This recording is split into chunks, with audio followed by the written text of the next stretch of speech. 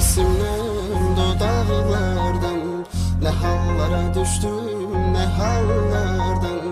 Yorulmuşam axı olanlardan, öpür nəfəsindən uzaqlardan.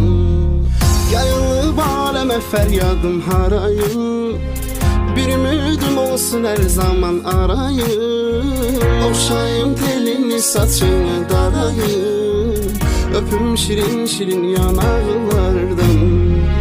Nə bilsin ağlamaq çarəmi, həllimi, öləcəm qalacam bu səncə bəllimi. Şair qadınısan alım təsəllimi, sətirlərdən varaqlardan. Geçim təbəssümdən dodaqlardan, nə hallara düşdüm, nə hallardan. Yorulmuşam axı